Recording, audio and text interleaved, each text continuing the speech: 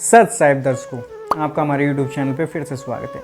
आज हम एक ऐसा सवाल प्रस्तुत करने वाले हैं जो हर एक श्रद्धालु के मन में उठता होगा। सवाल ये है कि हम इस दुनिया में कर क्या रहे हैं, कोई पता है आपको?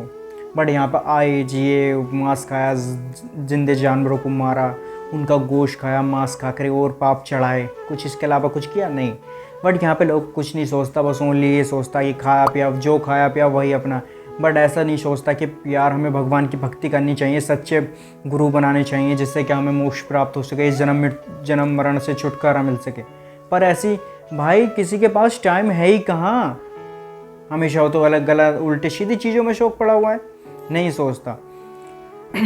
बस पॉइंट क्या है कि मानो कि हम जी रहे हैं, घर बनाते हैं, पैसा कमाते हैं, कुछ ये करते हैं वो करते हैं। भाई हमसे ज़्यादा अच्छे तो ये जानवर, पक्षी और ये भी कर लेते हैं। बोलो कर लेते हैं, नहीं कर लेते? बट मानो कि हम घर बनाते हैं, ये करते हैं, बच्चे पैदा करते हैं, खाते पीते सो जाते हैं। ये तो जानवर भी करते हैं, पक्षी भी करते हैं, घर बनाते हैं अपने बच्चों के लिए, मतलब कि रहने सहने के लिए अच्छे से अच्छा घर बनाते हैं, वो भी तो करते हैं। करते नहीं करते? बट हमारा कोई जीवन है उनसे भी बदतर है। हम आदमी होने के बावजूद भी कुछ नहीं कर सकते, और वो पक्षी होने के बावजूद भी इतना कर लेते हैं अपनी चोंचों से ये। बट हम आदमी के हाथ पैर हैं, ये भी है सब कुछ, बट ऐसा नहीं करते। ठीक है भाई, हमारा क्या है? अच्छे सोचने वाली बात है कि अगर हमारे बच्चे की थोड़ी सी भी चोट लग जाए तो हम बिल्कुल पूरा घर उठा लेते हैं कि हाँ मेरे बेटे का ये कर दिया, ये कर दिया, वो कर दिया, ऐसा कर दिया। अरे जब दूसरे के जानवर के बच्चे को हम मारते हैं, उसको काटते हैं, क्या उसको दर्द नहीं होता है? भाई वो भी तो किसी का बच्चा ही है ना। बट ऐसा नहीं सोचते लोग, सिर्फ अपने की चोट लगे ना वो चोट है, और दूसरों की चोट लगे वो चोट नहीं है। दूसरे के बच्चे यार, वो भी तो एक प्रकार से मानो कि हम किसी बच्चे को मारते हैं, उसकी माँ देखे तो रोती है यार। किसी भैंस का बच्चा मर जाए तो वो भी रोती है। अरे यार तुम कब सुधरोगे भाई? आज हम दिखाएंगे कि हमको किस मर्यादा में रहना चाहिए, हमको कैसा नहीं। ठीक है, आज संत रामपाल जी महाराज जी की वीडियो दिखाएंगे और आप देखते रहिएगा, हमारे साथ जुड़े रहें। अगर आप हमारे YouTube चैनल पर नए हो तो प्लीज़ शेयर करें और लाइक करें, सब्सक्राइब करें, और फेसबुक तो प्लीज़ पेज को लाइक करें और फॉलो करें। Thank you. आइए देखते हैं वीडियो, बने रहिएगा।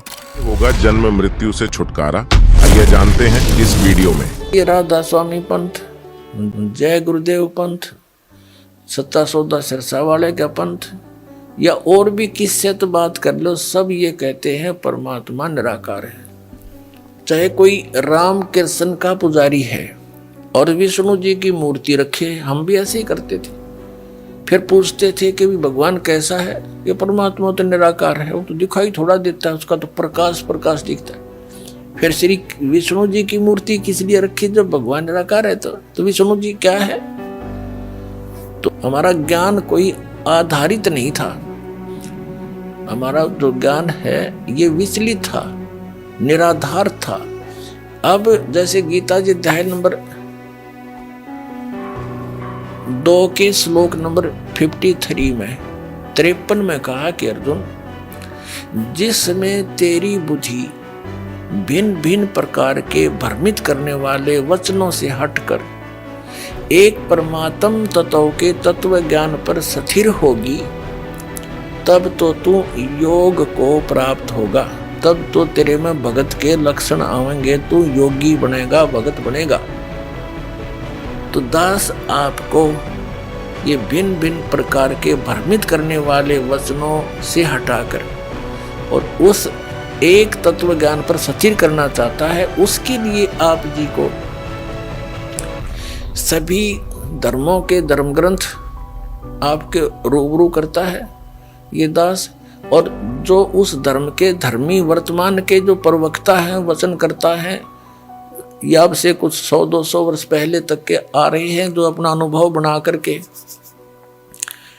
जो उन्होंने सारे जीवन में जैसा भगवान को जाना, सदग्रंथों को जाना, अपना अनुभव वो अलग से बनाकर चले गए पुस्तक, और उनके अनुयायी उनके द्वारा अनुभव की पुस्तक को ये मानकर ग्रहण किए हुए हैं कि ये सदग्रंथों से मेल खाती है, क्योंकि उन पुस्तकों में उन्हीं महापुरुषों और सदग्रंथों के नाम लिखे हैं कि उन्हीं से भी हमने ये जाना और स्वयं अनुभव भी ऐसा किया। तो दास ने उन सभी के अनुभव की पुस्तकें, उनके अनुभव के प्रवचन, जैसा कि टीवी आदि के माध्यम से, सीडी के माध्यम से, मीडिया के माध्यम से उन्होंने अपना जो प्रवचन कर रखे हैं, ज्ञान जनता में बांट रखा है, वो सारा आपके रूबरू कर दिया कि ये तो ये बताए हैं। और दास ने ऐसा अनुभव किया है और जो वेदों से मेल खाता है, और सभी महापुरुषों को जिनको परमात्मा मिले उन्होंने जो बताया वो भी दास का मेल खाता, इनका नहीं खाता।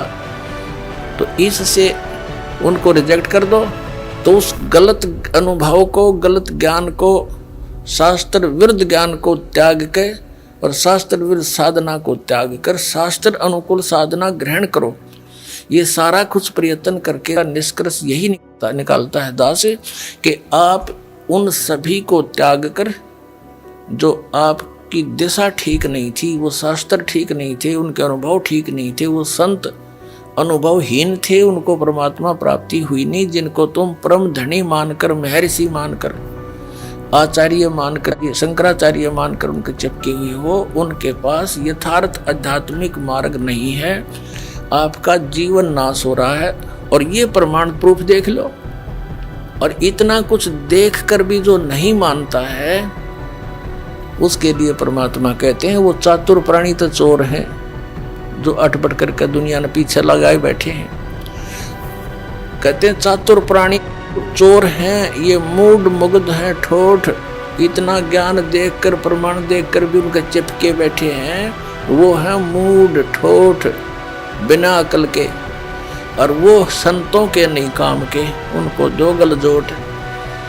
तो परमात्मा कहते हैं कि वो फिर हमारे काम के भी कोई नहीं, वो वहीं वहीं मरे रहो, फिर और क्या इलाज है उनका। इतने प्रमाण देखकर और फिर विष खाने की तैयारी में, तो या तो वो नशे में है या कति मूढ़मती। फिर क्या बताते हैं कि जानबूझ साची तजय। एक भक्त ने अपने गुरु को कहा कि गुरुदेव आप संत हैं, और संत वही हो जो सच्ची बोले। पहले तो उसने उसको तैयार किया नो विवश करने को कि ये कदे अटपट ना कर जा। और भगत भगवान के मार्ग में झूठ बोलो, भगत कैसा है? कहाँ बेटा बच्चा ऐसा ही है कि आप अपनी आत्मा से बताइए, जो पुस्तक ये मैंने पढ़ी है और ये आपके अनुभव के विपरीत है, या सच्ची है या झूठी।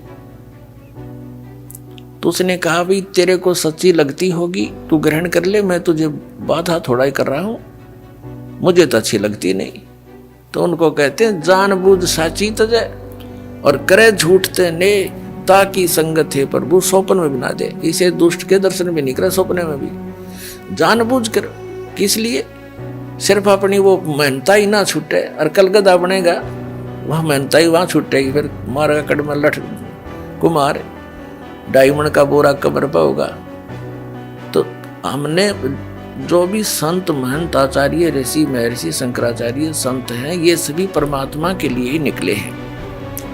अभी तक तो चलो जैसा भी हम धोखे में थे, संत भी थे और भगत भी थे। अब इस दास ने कति क्लियर कर दिया।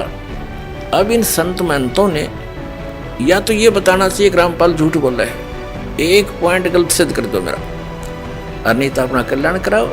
आओ मान बढ़ाई क्या है इसमें?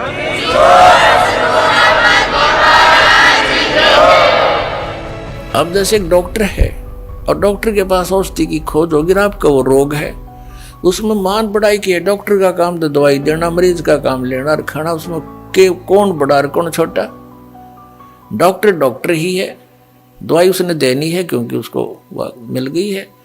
तो दास के पास इस जन्म मरण के दीर्घ रोग को नाश करने की वो यथार्थ औषधि, यथार्थ मंत्र हैं, जो आज तक न ब्रह्मा जी को प्राप्त हुए, न विष्णु जी को, न शिव जी को। वो दास के पास उपलब्ध।